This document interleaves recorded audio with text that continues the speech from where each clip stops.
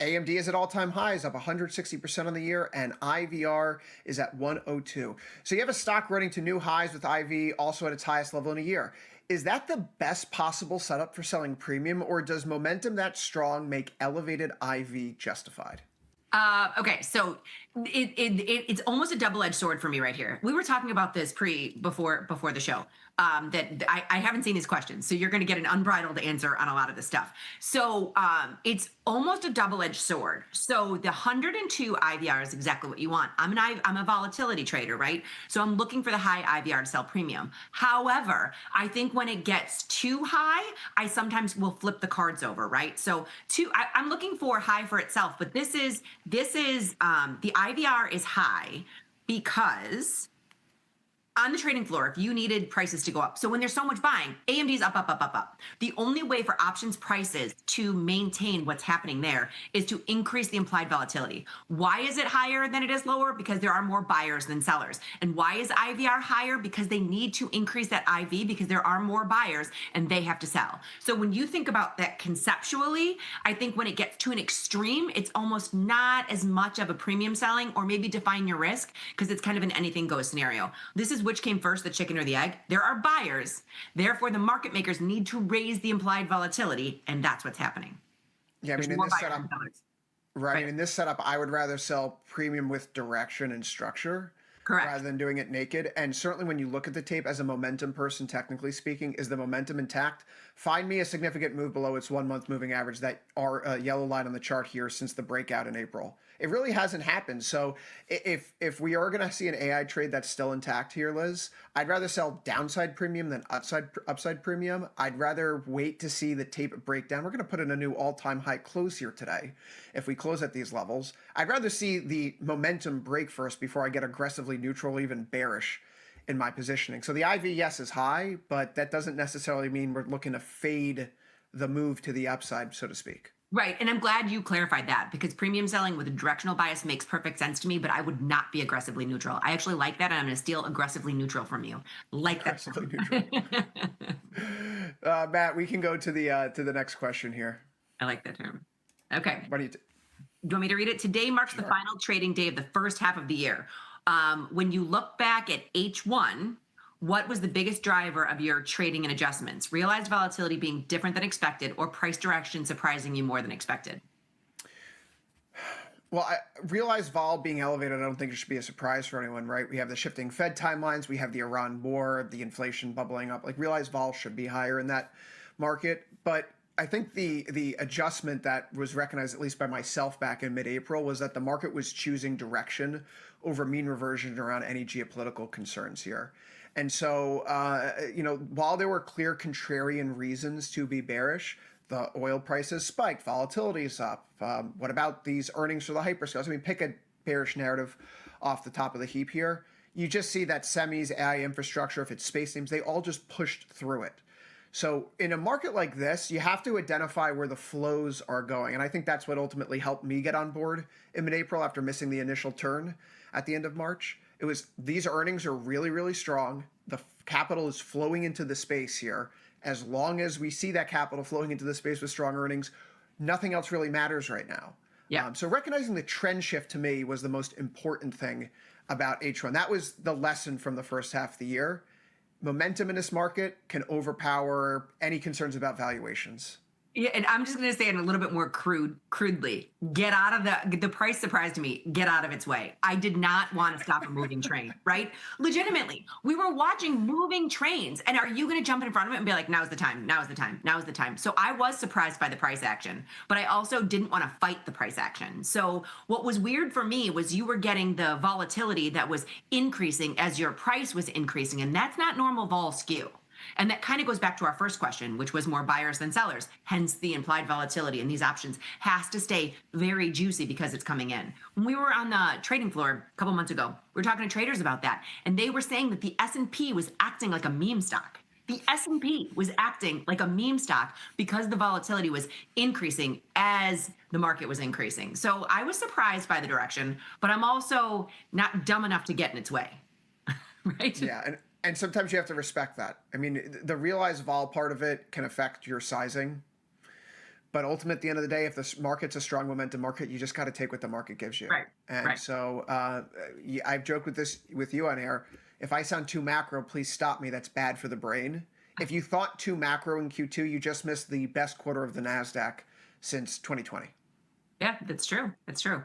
No, I like your macro brain. Don't you stop macroing ever. because I'm trying to rebrand here, okay? because I like it, because I learned so much from you, because I am not macro in any stretch of the imagination. So I actually like us together as a pair, It because works. we come to the conclusion. Usually we come to a similar conclusion, but from two sides, Which gives me more confidence in my view, by the way. in Right? my view. Oh, there you go. We can go to the next question, Matt. We only have about 5 minutes left here. Liz, SPY skew. SPY skew is flattened to a 1-year low, even with all the macro noise out there. Historically, a flat skew sets up either a sharp melt up or a sharp correction within a few months. Is that worth positioning around, or you just react to skew as it moves? Wait, hold on. Are you reading what I'm reading? When implied volatility is not that high? Did I go to skip one more? Oh, did I skip the wrong question? You can read it to me again and I can think about it. But I'm Okay, looking at them. I went to the wrong slide. I skipped one more ahead. My mistake. When implied volatility is not that high, how do you decide if an options trade is still worth putting on? Are you looking more at liquidity, probability, skew, expected move, or something else? I will order these. I am liquidity, liquidity, liquidity, liquidity, and then I'm probability. So that's exactly what I will look at to see what I want to do. Liquidity is the number one thing for me when I'm looking at it. And then I decide from there, with implied volatility, what I want to do. Do I want to be directional? Do I want to be neutral? And these aren't one size fits all. I love that they throw liquidity, probability, skew, expected move, or something else as one sentence, because if I had to pick, I'm going liquidity, then I'm going probability, but they're all parts of the puzzle that I will look at. I like to know where the skew is. I always look at where the expected move is, because I want to make sure that I'm putting on a high probability trade. So if I use the expected move, then I can put on a high probability trade. So these are all good things to look at. And the implied volatility helps me decide what type of trade I'm going to put on, not if I'm going to trade it. The implied volatility helps me decide what trade. Liquidity is the number one thing that I look at, then probability. So what about you? I mean, liquidity has to be the number one thing. If it's not a deep liquid market, you're fighting a market maker, which Yeah. you really don't want to be in a position of fighting a market maker if you have to get out of the position.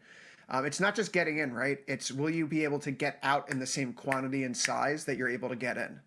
And that is ultimately a problem for a lot of people who find themselves over leveraged. They want to get out of their trade and they can't, and it's because they're holding too much of something that no one else wants to take.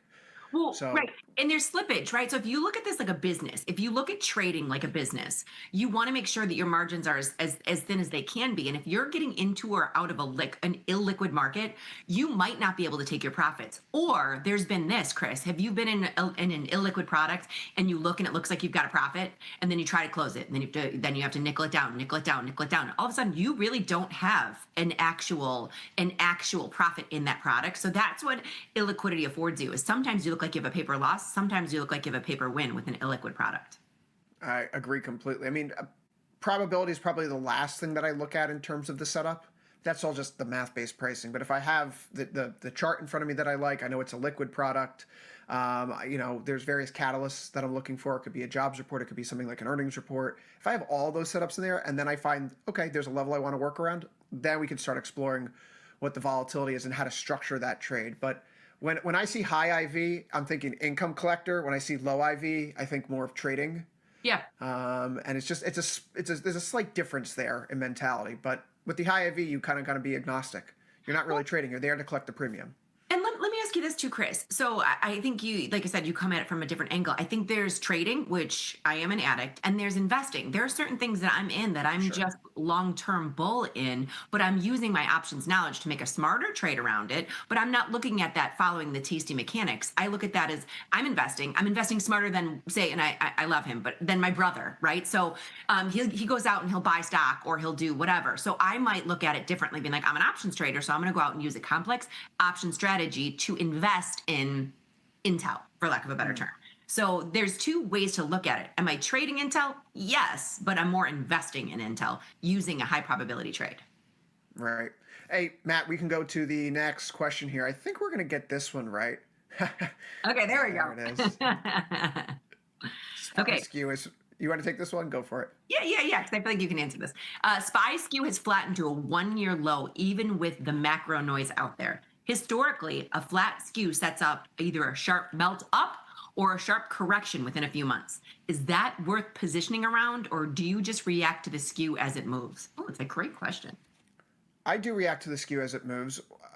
When I think about a flat skew, the market's not paying too much extra for downside protection right now, and so that could be complacency. I don't want to discount it, but I think where you find yourself in the cycle and in the calendar matters a lot.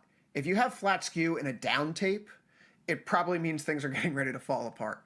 If you have flat skew in an up tape with low volume and positive technical drift, you're looking at one of those melt up markets. And so looking at the tape right now, I feel like this is more about a melt up market. It's 553,000 contracts traded here today, Liz. We were, I think, close to 900,000 yesterday at Yeah. this point of the day. Yeah. You get the positive technical drift on short-term time frames. I'm looking at a 1 hour chart here. This is just mechanical little bouncing off of basically the 1 day moving average and just hugging it and trading off of it. So, yeah, I mean, a flat skew in this market with positive technical drift and low volatility probably means melt up in my anecdata of how I've experienced markets.